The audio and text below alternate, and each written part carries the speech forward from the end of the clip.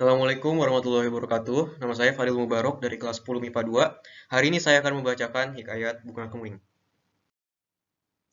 Pada zaman dahulu kala, ada seorang raja yang dikenal arif dan bijaksana.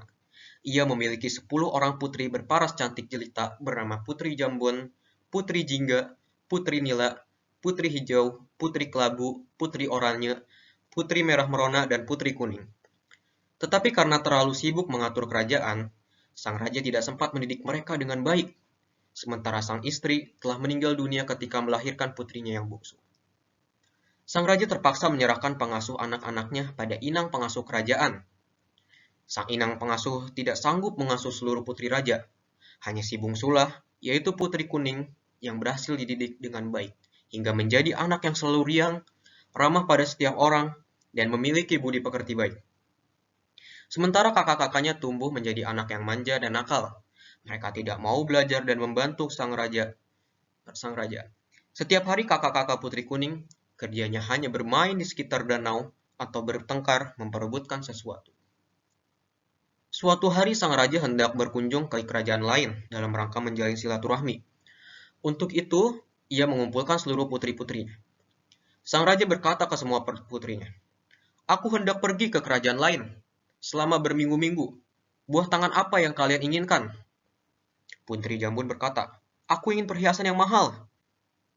Adik-adiknya mengajukan permintaan yang hampir serupa mahal dan mewahnya juga seperti Putri Jambon. Namun, Putri Kuning sajalah yang mendekat dan memegang tangan ayahnya sambil berkata, "Aku hanya ingin ayah kembali dengan selamat." "Sungguh baik perkataanmu, wahai putriku. Semoga aku dapat kembali dengan selamat dan membawakan hadiah yang indah untukmu," kata sang raja. Singkat cerita, setelah sang raja pergi, perilaku putri-putrinya semakin menjadi nakal dan malas. Bukannya bersedih, mereka justru merasa gembira, karena selain sang raja, di seluruh kerajaan tidak ada yang berani melarang perbuatan mereka. Kesempatan ini mereka gunakan untuk membentak dan menyuruh para inang dan pelayan sesuka hati mereka.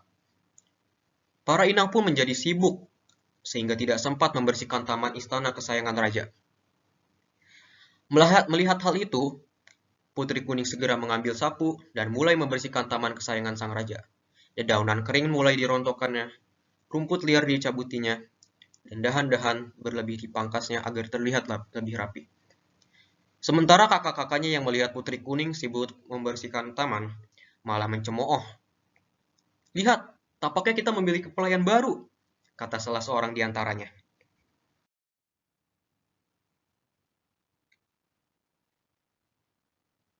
"Hai pelayan, kami masih melihat banyak kotoran di sini," ujar salah seorang kakaknya sambil melemparkan sampah ke arah taman. Kemudian, mereka pun langsung menyerbu dan mengacak-acak taman.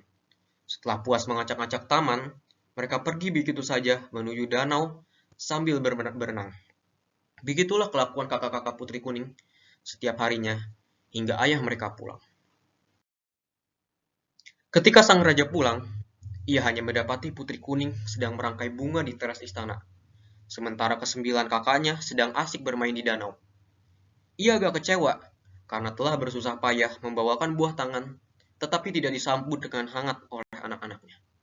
Hanya Putri Kuninglah yang berlari sendirian untuk menyambut dengan rasa duka cita.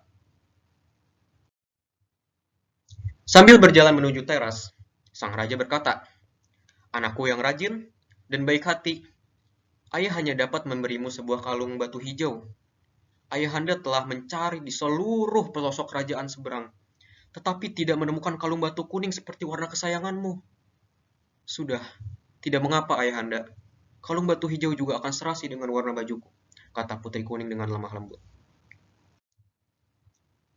Keesokan harinya, walau seluruh putri telah diberi cindera mata, tetapi masih saja ada yang iri.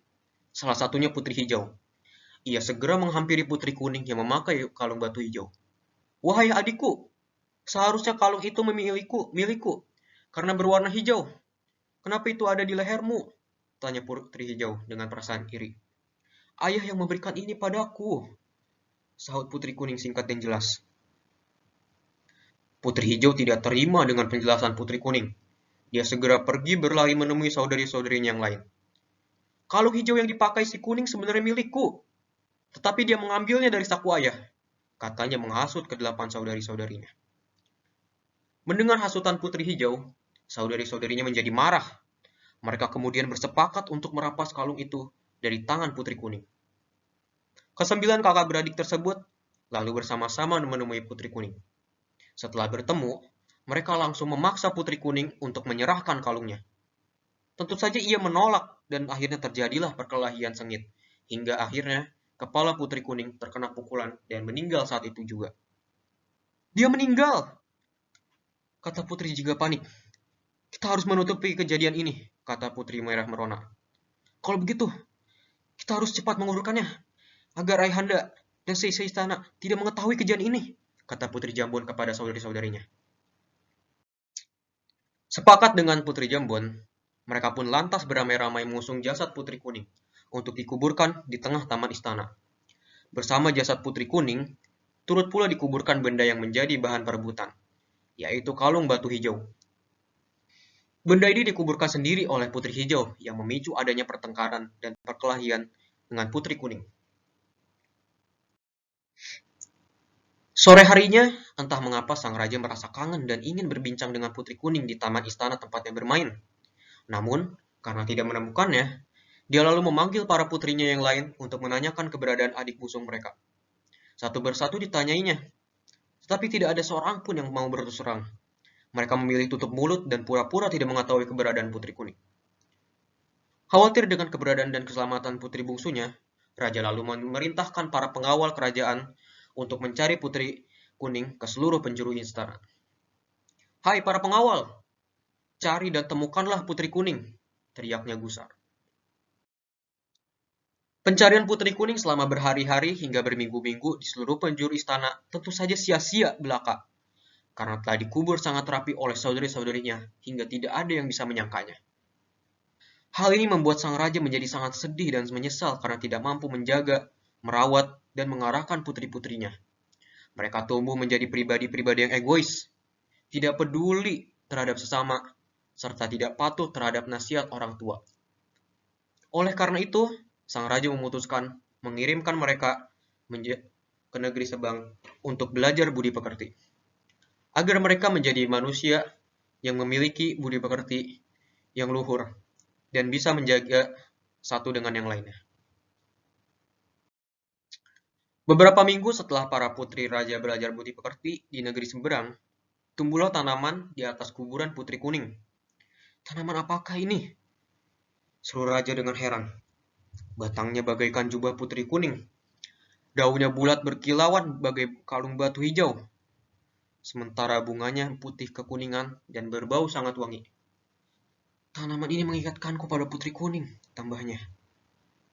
Sejak saat itu, bunga tersebut diberi nama bunga kemuning, karena mengingatkan raja pada putri kuning. Dan sama seperti putri kuning, bunga kemuning memiliki banyak kebaikan. Bunganya dapat digunakan untuk menghaburkan rambut. Batangnya dapat ditumbuk untuk dijadikan penghalus bedak wajah. Batang dan kulit kayunya bisa ditumbuk dan dipakai untuk membuat kotak-kotak yang indah. Kesimpulan yang bisa kita ambil dari cerita ini adalah, yang pertama, kita harus akur dengan sesama saudara kita. Kita tidak boleh menindas orang lain, dan kita tidak boleh terlalu manja. Dan kita harus berusaha untuk menjadi mandiri. Sekian dari saya. Wassalamualaikum warahmatullahi wabarakatuh.